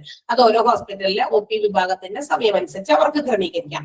അല്ലാണ്ട് ക്ലിയർ കട്ടായിട്ട് എല്ലാവർക്കും ഇന്ന സമയം ഫോളോ ചെയ്യണം നിർബന്ധമൊന്നുമില്ല. അത് അവരെ ഡിപ്പെൻഡ് ചെയ്തിരിക്കും. അവരുടെ മാനേജ്മെന്റ് കാര്യങ്ങളൊക്കെ തീരുമാനങ്ങൾ എടുക്കുമ്പോൾ അവർക്ക് അത് തീരുമാനിച്ചു വെക്കാം. ഇന്ന സമയം മുതൽ ഇന്ന സമയം വരെയാണ് OP വിഭാഗം പ്രവർത്തിക്കുന്നത്. ചില നമ്മൾ എല്ലാ ഓർഗനൈസേഷനിലും എല്ലാ ബിസിനസ് സംരംഭങ്ങളിലും ഒരേ ടൈമിംഗ് അല്ല. വന്നു പോകുന്ന ജോലിക്കാർക്കും എല്ലാവർക്കും ഒരേ ടൈമിംഗ് അല്ല, ടൈമിങ്ങുകൾ വ്യത്യാസം ഉണ്ടല്ലോ. അതുപോലെ OP വിഭാഗവും ഒരു പ്രത്യേക ടൈമിലാണ് പ്രവർത്തിക്കുള്ളൂ എന്ന് മാത്രം. After that particular time OP will be close. അത് എന്ത് ചെയ്യും? OPയുടെ അവിടെ ഫ്രണ്ടിൽ കൊണ്ടൊരു സാധനം വെച്ചിട്ടുണ്ടാവും, ക്ലോസ് ചെയ്തു എന്ന് വെച്ചാൽ സമയം കഴിഞ്ഞു എന്നർത്ഥം. ആൻഡ് എഗെയിൻ രോഗം വരുന്നത് OP പ്രവർത്തിക്കുന്ന സമയമാണോന്ന് നോക്കിയിട്ടല്ല എന്ന് നമുക്കറിയാലോ.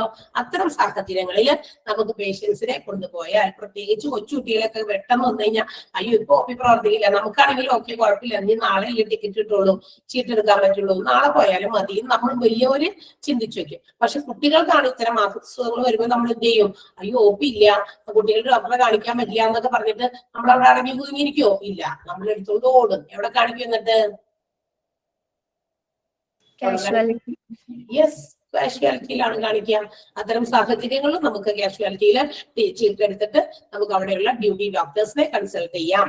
ചിലപ്പോൾ നമ്മൾ സ്ഥിരമായി കാണിച്ചുകൊണ്ടിരിക്കുന്ന പീഡിയാട്രിക് ഡോക്ടേഴ്സ് കുട്ടികളെ നോക്കാൻ ആ സമയത്ത് ഉണ്ടാവുന്നില്ല. പക്ഷെ നമുക്ക് അന്നേരം ഉള്ളവരെ കാണിക്കാം. നെക്സ്റ്റ് ഡേ അപ്പൊ അവര് എന്തെങ്കിലും ഒരു ശമനത്തിനുള്ള ആ ഒരു രോഗം എന്താണെന്ന് ഐഡന്റിഫൈ ചെയ്ത് അതിന് വേണ്ടിയിട്ടുള്ള ചില മരുന്നുകളോ എന്തെങ്കിലുമൊക്കെ ചിലപ്പോൾ പ്രൊവൈഡ് ചെയ്യും. ഒരു താൽക്കാലിക ആശ്വാസം കിട്ടും. പിന്നെ നെക്സ്റ്റ് ഡേ നമുക്ക് കൊണ്ടുപോയി ആ OP പ്രവർത്തിക്കുന്ന സമയത്ത് നമുക്ക് സാറ്റിസ്ഫൈഡ് അല്ല എങ്കിൽ അടുത്ത ദിവസം നമുക്ക് കൊണ്ടുപോയി നമ്മൾ കാണിക്കുന്ന ഡോക്ടറെ കാണിക്കാം.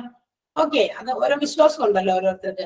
ഓക്കെ, അത് തന്നെ. പിന്നെ ഓൾസോ ഇതിനകത്ത് പ്രത്യേകത, consultation doctors will handle the OPD during their time. ആ കൺസൾട്ടേഷൻ സമയത്ത് അവർക്ക് ഓരോരുത്തർക്കും ഓരോ ഡോക്ടേഴ്സിന് ഒരു ടൈം ഉണ്ട്. ഇന്ന സമയം മുതൽ കാലത്ത് 10 മണി മുതൽ 1 മണി വരെ ഇന്ന ഡോക്ടറാണ്. കാർഡിയോളജിയിലും കൺസൾട്ടേഷൻ ഇരിക്കുന്നത് ഇന്ന ഡോക്ടറാണ്.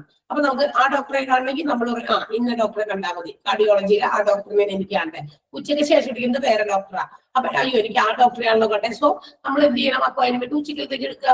അങ്ങനെയൊക്കെയുള്ള ഫെസിലിറ്റീസ് ഒക്കെ ഉണ്ട്. അപ്പൊ കൺസൾട്ടേഷൻ ഡോക്ടേഴ്സ് അന്നേരം OP കൈകാര്യം ചെയ്യുന്നതായിരിക്കും. ഓക്കെ, കിട്ടിയോ എന്താണ് OP എന്ന്? വളരെ സിമ്പിൾ സെന്റൻസിലാണ് അവിടെ എഴുതിയേക്കണേ. അതൊക്കെ ഞാൻ പറഞ്ഞു എന്നും എനിക്ക് തോന്നുന്നു. ഒന്ന് വായിച്ചു നോക്കിയ വേഗം, അതൊക്കെ മനസ്സിൽ വായിച്ചാൽ മതി. And if there is any doubt you can ask, otherwise I have to leave because our time is over.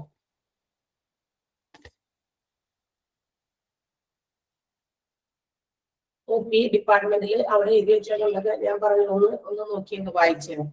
And നിങ്ങൾക്ക് അവിടെ എഴുതി വെച്ചിരിക്കുന്ന സെന്റൻസിൽ എന്തെങ്കിലും ഡൗട്ട് കൂടി ഉണ്ടെങ്കിൽ ചോദിക്കാം. അതല്ലെങ്കിൽ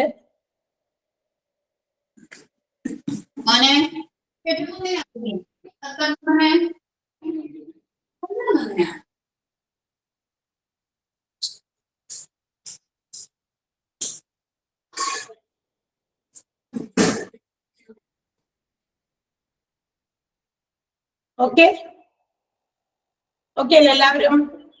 സോ ഷാൽ ഐ? ഞാൻ പോട്ടെ. Okay, Tata. Thank you ma'am. Thank you, ma'am.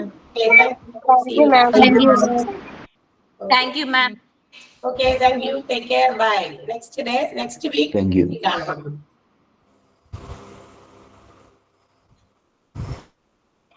ആ ഒരു ഫീസിന്റെ കാര്യം എന്തോ ചോദിച്ചത് ഞാനൊന്ന്